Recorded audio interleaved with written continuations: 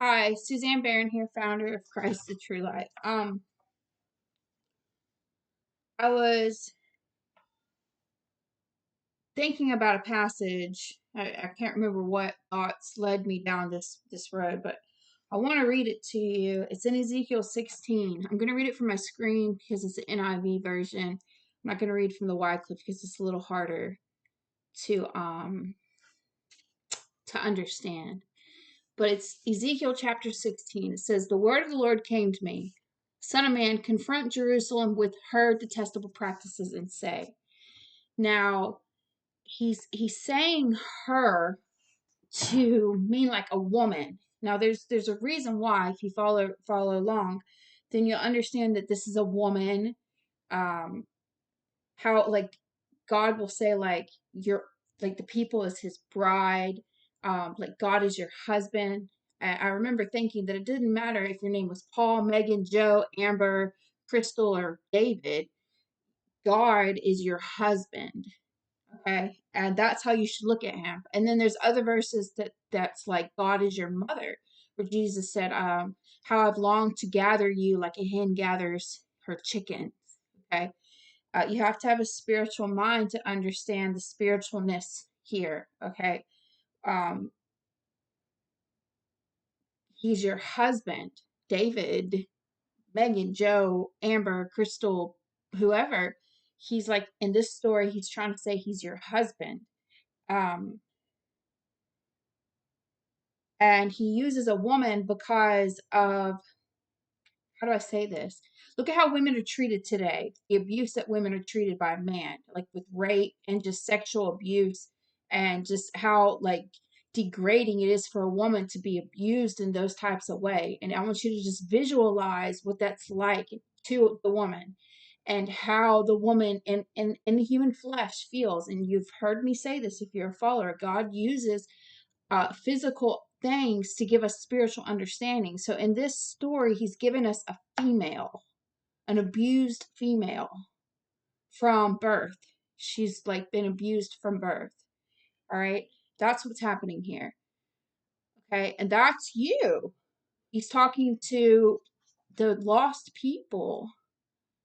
So it says in verse 2, "Son of man, confront Jerusalem with her detestable practices." And of course, he's talking about a group of people, and that's why I say it's all of us, you, everyone. It says, there's the cat making noise again, sorry. It says, "This is what the sovereign Lord says to Jerusalem. Your ancestry and birth were in the land of the Canaanites. Your father was an Amorite and your mother a Hittite." So again, spiritualness. Okay. He's talking to behaviors like your mom and your dad were Canaanites and Hittites, and what did scripture say about those groups of people? That's who your parents were. I'm not going to get into what each person did or each group did, but I'm just jumping back and forth on my screen. That's why I'm pausing. Okay. On verse 4, "On the day you were born," so think about a baby being born, "your cord was not cut, nor were you washed with water to make you clean, nor were you rubbed with salt or wrapped in clothes." They didn't care for you. No one looked on you with pity or had compassion enough to do any of these things for you. Yet rather you were thrown out into the open field. For on the day you were born, you were despised. So imagine being born and nobody cut your cord, wrapped you up, like they just threw you in the trash can. You are a baby just thrown away the moment you were born. I mean, how awful is that for our human understanding to be to a human baby? That's what God is trying to get us to understand. This is how He sees us. He's how He sees us like this. "When I passed by and saw you kicking about in your blood, and as you lay there in your blood, I said to you, live. I want you to live, child." So this baby's still innocent, right? An innocent child. He's saying, live. I want you to live. All right. "I made you grow like a plant in the field. You grew and developed and entered into puberty. Your breast had formed and your hair had grown, yet you were stark naked. So now you're looking at a teenage girl who's young, and think about the lust of the world and how sick men look at women, and child abuse is talking about puberty, and hair had grown, so pubic hair, your breasts are bare. It's a female because he wants us to understand. See, a lot of Christians won't talk about this R-rated stuff, PG-13 right now, I guess. They don't talk about what he's trying to get us to understand. Think about sex trafficking. Think about um uh like what's that, child pornography. Think about abuse to a puberty age 14, 15, 16-year-old girl. Think about that. Put that image in your head, because that is what he wants us to see. All right, and he's calling this you, whoever you are, David, Megan, Joe, Crystal, it doesn't matter. He's trying to get you to visualize yourself, oh Jerusalem, my people, to visualize yourself as this type of person. Okay, this is all of us. We're the fallen ones. I mean, this is every one of us today. I'm going to go ahead and just say it. We are this woman here in this in this image, okay, with artificial intelligence. This is us. And the worshiping of false gods, AI, technology, this is us.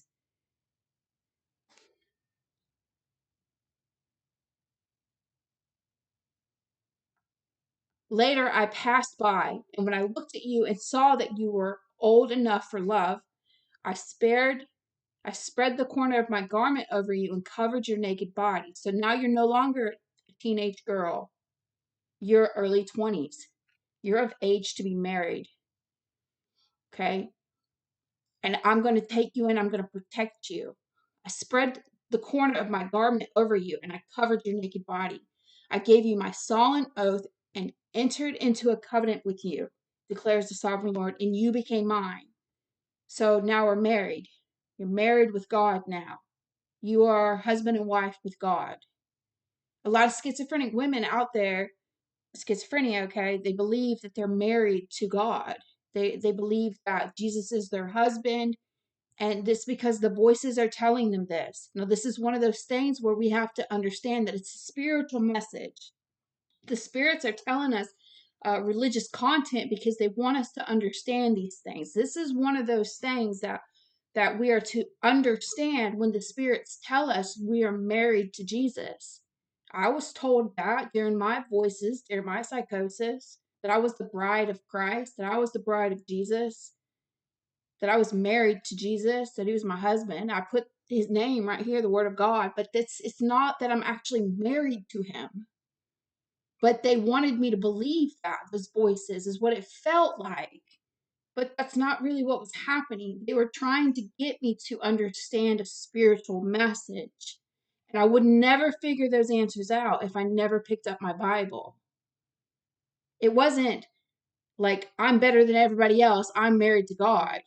It was, this is what God has told us over and over and over and over again. And now the spirits are physically, with the spiritual voice, talking to me, audible words, telling me these things. But without this spiritual knowledge, I would not understand it.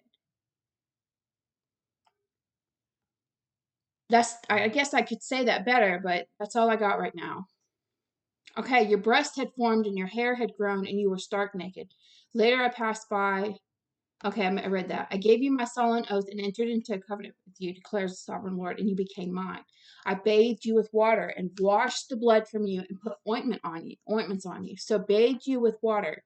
Um, the world being washed clean from all the sins, the earth being baptized from all of the sins during the flood, Naaman in the Jordan. So he dipped 7 times to cleanse himself of leprosy, over and over and over again, washing with water. That's why John the Baptist and Jesus, were baptized. John the Baptist baptized Jesus.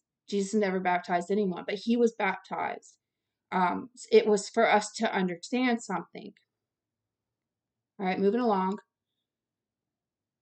I adorned you with jewelry, and I put bracelets on your arm and a necklace around your neck. And I put a ring on your nose, earrings on your ears, and a beautiful crown on your head. So you were adorned with gold and silver. Your clothes were of fine linen and costly fabric and embroidered cloth. Your food was honey, olive oil, and the finest flour. You became very beautiful and rose to be a queen. Um, the voices, you are the queen of Jesus. You are the queen. I heard those things. Um, Queen of the Illuminati. I heard those things. And your fame spread among the nations on account of your beauty, because the splendor I had given you made your beauty perfect, declares the sovereign Lord.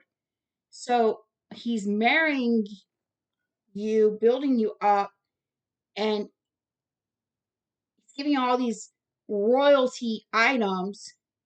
You know, you think about marrying a rich man, okay? All right. He's going to buy you fancy cars, fancy homes, this, that, and the other. He's going to take care of you. You ain't going to want or need for nothing. This is the imagery he's trying to get us to understand. But God, you know, like, it's imagery. Okay, I'm not saying go marry a rich man and get all those things and that's going to be okay. That's not what I'm saying. I'm saying he wants us to understand our human concept of what that would look like, to understand the spiritual message of it, of this. He's going to take care of you. And all of those fancy rings and nose rings and crown and all that's eternal life. It's really what it is. All right. But you trusted in your beauty and used your fame to become a prostitute. See what I'm saying? So the message is really, when it boils down to it, it's just vivid imagery, is that we don't ever learn. Okay, we never learn. We always go back to the vomit. The dog always returns to its own vomit. We always do this. You lavished your favors on one another, on anyone who passed by, and your beauty became his. See what I'm saying? You took some of your garments to make gaudy high places where you carried on your prostitution. You went with him, and he possessed your beauty. You also took the fine jewelry I gave you, the jewelry made of my gold and my silver, and you made for yourself male idols and engaged in prostitution with them. We're thinking about AI and technology. My gold and my silver, metal. Do not make gold images of gold and silver to worship as God. Technology.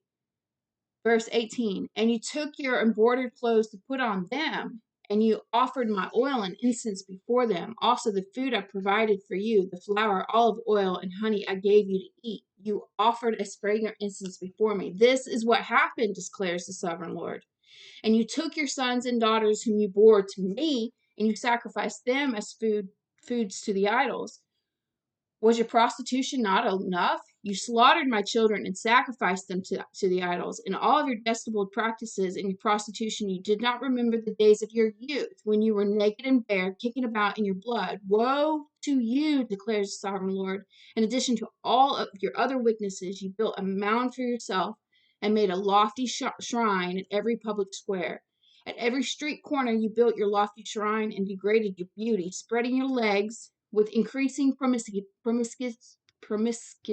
I can't pronounce that, to anyone who passed by. So just everybody can come get some of it. Come get it all, everybody. That kind of attitude is what he's saying. I want you to visualize a woman like this. This is vivid, raw. Christian teachers do not talk like this. Visualize this type of behavior in a prostitute on the street. This is what he's saying about his people.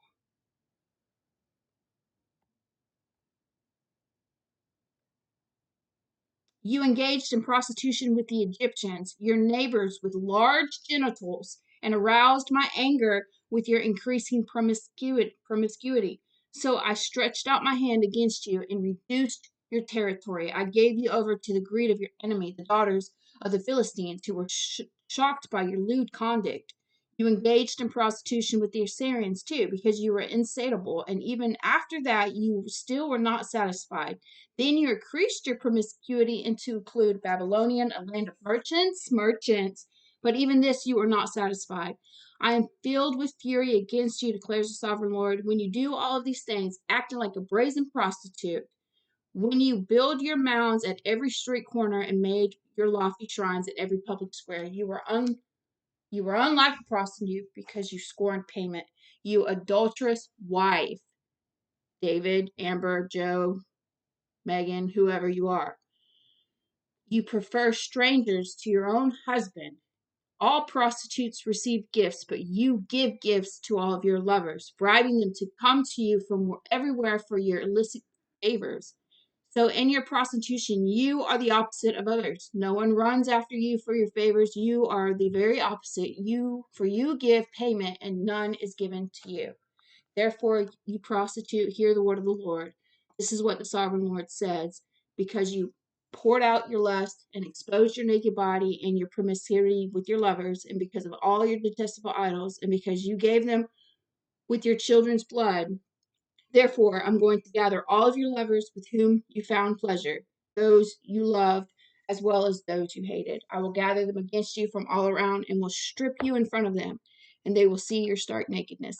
And it just goes on. I mean, it's about another 30 more verses. I want you to read it. It's Ezekiel chapter 16.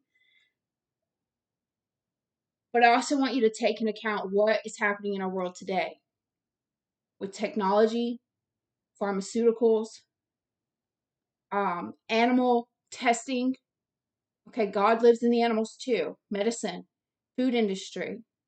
I want you to think about the suffering that's happening in that area. Okay, they're innocent. They are innocent. They're like the baby that was born that nobody cared about. And he said, live. The animals are. As adults, we are not like that. We are the prostitute. We're the prostitute now because we're no longer innocent for our crimes. Technology, feeding into that stuff, makeup. I mean, the list goes on. I want you to think about those things and understand there's sin out there in the world that Christians are not teaching and that we don't see. And what most of it is leading to especially with the medicine, pharmaceuticals, and animal testing, those two combined, they test medicine on animals before they test it on you. Elon Musk's chip has killed over, like, I forget the number, 100,000 animals in testing before they ever put it into a human. Okay, these types of things, what are they pushing toward? What's all these things growing and progressing towards? AI. Those chips that Elon Musk is gonna have AI, artificial intelligence chips, where they can control our thoughts, targeted individuals. The government or AI?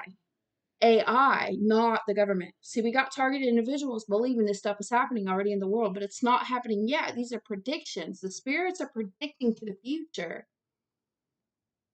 Because they're not doing that. They're not controlling your thoughts. Those are demons talking to you. But here soon, because the demons are in technology, when those chips get implanted, how many targeted individuals already believe there's a chip implanted in my head? There's no chip in your head just yet, but it's coming. It's coming. And when AI is the one who's controlling that chip, it's not the government that's going to be manipulating your thoughts. It's going to be the beast, Satan himself, AI. Please share this post. Thank you.